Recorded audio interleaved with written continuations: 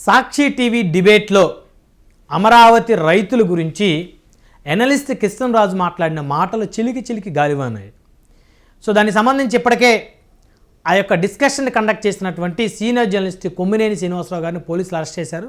Court ఆయనకు 14 రోజులు remand విధించింది. అయితే ఈ నేపథ్యంలో అమరావతి రైతులు పెద్ద ఎత్తున విజయవాడలోని సాక్షి కార్యాలయం మీద దాడికి యత్నించారు. ఖచ్చితంగా వైఎస్ భారతి గారు క్షమాపణ చెప్పాలని చెప్పేసి అమరావతి రైతులు మహిళలు పెద్ద ఎత్తున డిమాండ్ చేశారు. ఎందుకంటే సాక్షి టీవీలో జరిగినటువంటి చర్చ అలాంటిది. అమరావతి చుట్టుపక్కల గ్రామాలన్నీ కూడా వేశ్యలు ఉన్నారని, అమరావతి దేవతల రాజధాని కాదు వేశ్యల రాజధాని అని చెప్పేసి అమరావతిని కించపరిచే విధంగా మాట్లాడారు. అది ఒక అమరావతినే కాదు, తెలుగువారి ఆత్మగౌరవాన్ని, తెలుగు జాతి ఆడబిడ్డల ఆత్మగౌరవాన్ని కించపరిచినట్లే, అందులో ఎలాంటి డౌట్ లేదు. సో మాట్లాడేటప్పుడు కాస్త హుందాగా మాట్లాడాలి, ముందు వెనక చూసుకొని మాట్లాడాలి. సో ఇష్టానుసారంగా మాట్లాడితే ఇలాగే కటకటాలు పాలవ్వాల్సి వస్తుంది. అయితే ఎవరైతే సీనియర్ జర్నలిస్ట్ కొమ్మినేని శ్రీనివాసరావు గారు ఉన్నారో ఇప్పుడు ఆయన రిమాండ్కి వెళ్ళిపోయారు. సో ఎనలిస్ట్ కృష్ణరాజు గారి కోసం పోలీసులు అయితే గాలింపు చర్యలు చేపట్టారు. మరి కాసేపట్లో ఆయన కూడా అరెస్ట్ చేస్తారు, అందులో ఎలాంటి డౌట్ లేదు. అయితే ఇప్పుడు వైఎస్ భారతిరెడ్డి గారు క్షమాపణ చెప్పాలనే డిమాండ్ పెరిగిపోతూ ఉంది.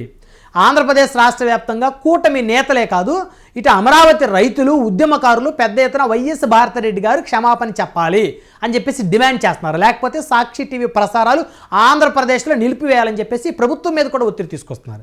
ఆంధ్రప్రదేశ్ కాంగ్రెస్ పార్టీ అధ్యక్షులు వైఎస్ షర్మిల గారు కూడా భారతిరెడ్డి గారు క్షమాపణ చెప్పాలని, ఈ అంశం మీద ఇప్పటివరకు జగన్మోహన్ రెడ్డి గారు కనీసం ఏమీ మాట్లాడలేదు అని చెప్పేసి మరి షర్మిల గారు కూడా డిమాండ్ చేస్తూ ఉన్నారు. అయితే ఇప్పుడు అసలు భారతిరెడ్డి గారు క్షమాపణ చెప్పాలా, అయితే ఎందుకు చెప్పాలి అనే అంశం మీద పెద్ద ఎత్తున చర్చ జరుగుతుంది.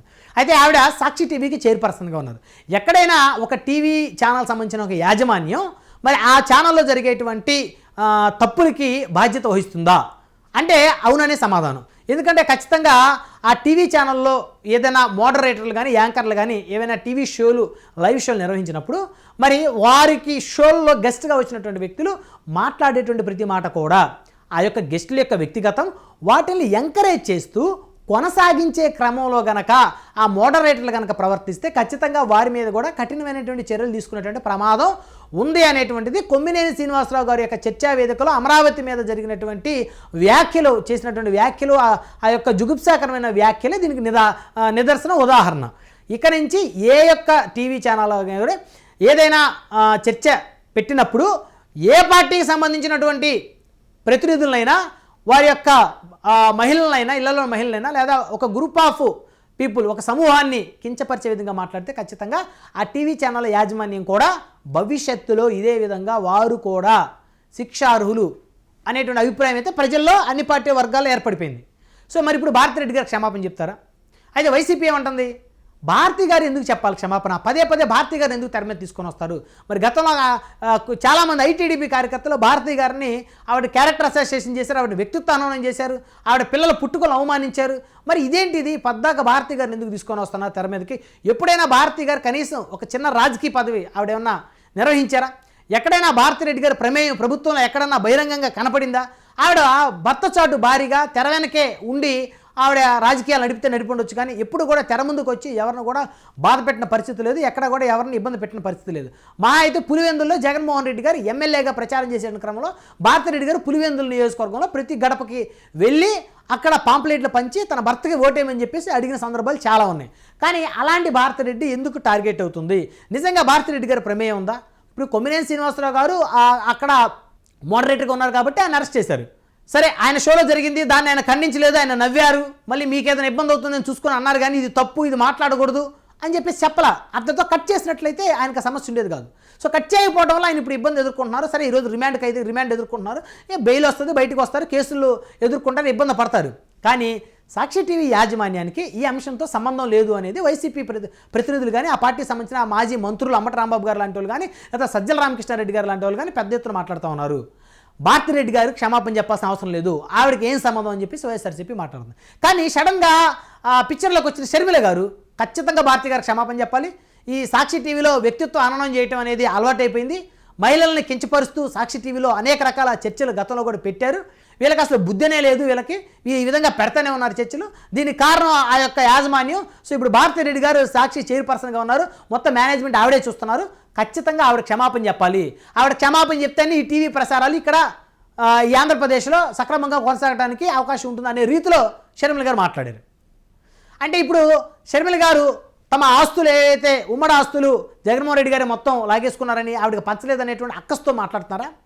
సో ఆ ఆస్తులు పంపకం జరగని ప్రక్రియలో భారతిరెడ్డి గారు కూడా, అంటే ఆవిడ ఆడబిడ్డ కాబట్టి ఈవిడికి సో ఆవిడ మీద వ్యక్తిగతంగా కక్ష పెంచుకొని భారతిరెడ్డి గారిని ఇరికించడం కోసం షర్మిల గారు ఆవిడ క్షమాపణ చెప్పాలని అడుగుతూ ఉన్నారా?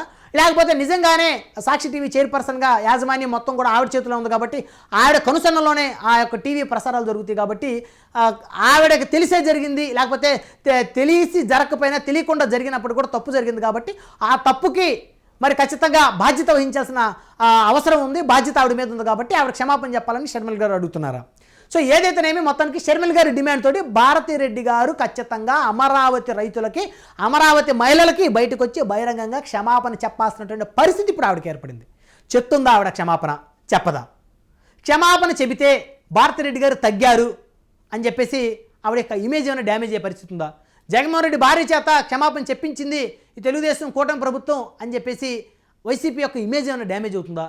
ఒకవేళ చెప్పకపోతే మరి ఒక గ్రూప్ ఆఫ్ పీపుల్ని, ఒక సమూహాన్ని, అమరావతి బ్రాండ్ ఇమేజ్ని దెబ్బతీసే విధంగా అక్కడ అమరావతి కానీ అమరావతి చుట్టుపక్కల ఉన్నటువంటి నివసించేటువంటి కుటుంబాలు ఏవైతే ఉన్నాయో, కాపురాలు ఉండేటువంటి కుటుంబాలు ఏవైతే ఉన్నాయో, మరి ఆ కుటుంబాలకు సంబంధించిన అందరు మహిళల్ని మరి వారు కించపరిచి వేశ్యలతో పోల్చినప్పుడు మరి వారందరి యొక్క వ్యక్తిత్వాన్ని దెబ్బతీసి మరి ప్రపంచ స్థాయిలో మరి అమరావతి ఆడబిడ్డల పరువు పోయే విధంగా తమ ఛానల్లో ఆ విధమైనటువంటి చర్చ జరిగింది కాబట్టి ఆ ఛానల్ యాజమాన్యంగా ఆవిడ బాధ్యత తీసుకొని భవిష్యత్తులో ఇలాంటివి జరగవు, ఇది నా యొక్క సంస్థలో జరగటం నిజంగా బాధాకరం, నాకు నిజంగా బాధగా ఉంది, భవిష్యత్తులో ఇలాంటి జరగకుండా చూసుకుంటాను, సో నా తోటి మహిళలందరికీ కూడా నా క్షమాపణలు అని చెప్పేసి ఒక్క మాట భారతిరెడ్డి గారు చెప్తే ఖచ్చితంగా ఆవిడ యొక్క హోదా నిలబడుతుంది అనేదైతే న్యూట్రల్ పీపుల్ అయితే ఉంది. అయితే ఒకవేళ ఆవిడ ఒక మెట్టు దిగి క్షమాపణ చెప్పినంత మాత్రం ఆవిడకి పోయేదేం లేదు, ఎందుకంటే జరిగింది తప్పు. కొన్ని లక్షల మంది ఆడవాళ్ళ ఆత్మగౌరవాన్ని శంకించే విధంగా మాట్లాడినటువంటి ఆ వ్యక్తులు తమ ఛానల్ వేదికగా మాట్లాడారు కాబట్టి ఆవిడ ఒక మెట్టు దిగి క్షమాపణ చెప్పినా ఎలాంటి తప్పులేదు. ఇప్పుడు షర్మిల గారు డిమాండ్ చేసిన తర్వాత ఆవిడ చెప్తారా? చెప్పరా? చెబితే ఈవిడ దెబ్బకి ఒక మెట్టు దిగి క్షమాపణ చెప్పారనేటువంటి అభిప్రాయం ప్రజల్లో వస్తుందని చెప్పేసి వెనకడుగేస్తారా? లేకపోతే సరే ఈ గొడవంతా ఎందుకు, మళ్ళీ టీవీకి ఇబ్బంది అవుతుంది, మన ప్రభుత్వం అధికారంలోకి వస్తుందో రాదో తెలియదు, ఇంకా వచ్చిన 4 సంవత్సరాల టైం ఉంది, సో ఇప్పుడు ఈ యొక్క ప్రెజర్స్ అన్ని తట్టుకోవడం కన్నా కూడా మనల్ని అందరూ కూడా మన గురించి బ్యాడ్గా మాట్లాడుకోవడం కన్నా కూడా ఒక మాట, ఒక మెట్టు దిగి నేను క్షమాపణ చెప్తే వచ్చినటువంటి సమస్య ఎంతో కొంత క్లియర్ అవుతుంది అనేటువంటి అభిప్రాయానికి ఆవిడ వస్తారా అనేది వేచి చూద్దాం.